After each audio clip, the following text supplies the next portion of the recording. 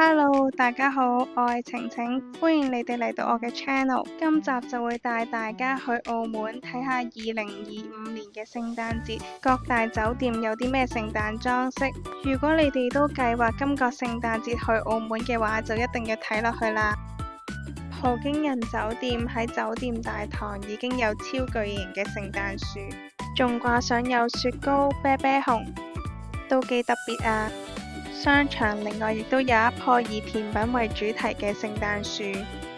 上葡京度假村喺今個聖誕節就以酒店吉祥物心仔為主題，酒店好多地方都充滿換上聖誕造型嘅心仔，大家一定唔可以錯過上葡京3樓嘅綠茵景勝花園。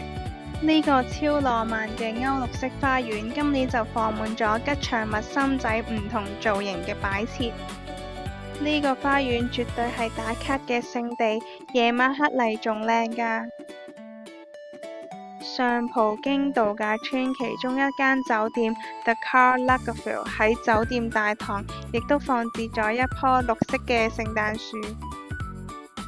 上葡京另外仲有一間凡斯捷酒店。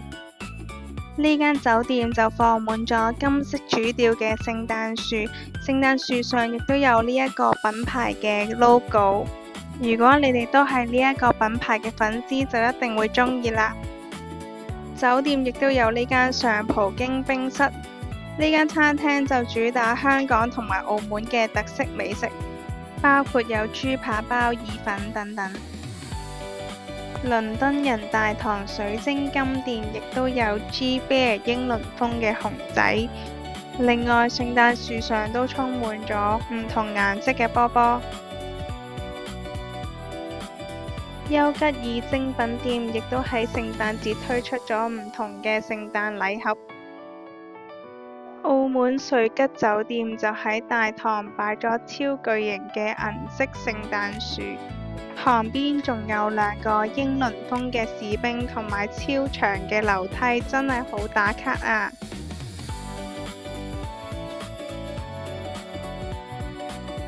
四季酒店嘅大堂亦都放置咗一個好靚嘅聖誕樹，就以呢一個巴黎珠寶品牌為主題。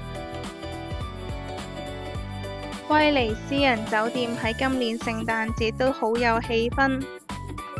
喺酒店嘅多個位置都有聖誕打卡機位，包括係聖馬可廣場、桂麗堂以及酒店正門戶外嘅位置。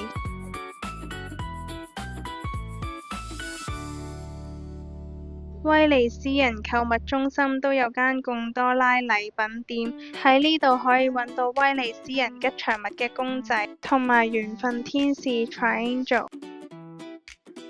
新濠天地亦都有粉紅色嘅聖誕樹，酒店大堂亦都有啲鹿仔可以俾大家打卡。酒店內嘅免稅店都可以打卡到聖誕樹，商場亦都有啲藝術嘅裝置。嚟到巴黎人酒店，呢個酒店簡直就充滿咗浪漫嘅氣氛，就仿如去到巴黎一樣。巴黎人酒店嘅大堂都放滿咗紫色主調同埋識得閃閃發光嘅聖誕樹，旁邊仲有個迷你嘅巴黎鐵塔。巴黎人嘅5樓仲有一間超靚嘅精品店，喺呢度你會揾到巴黎鐵塔好多嘅周邊產品，包括有唔同嘅冰箱貼、鎖匙扣、水晶球，仲有巴黎人嘅吉祥物產品。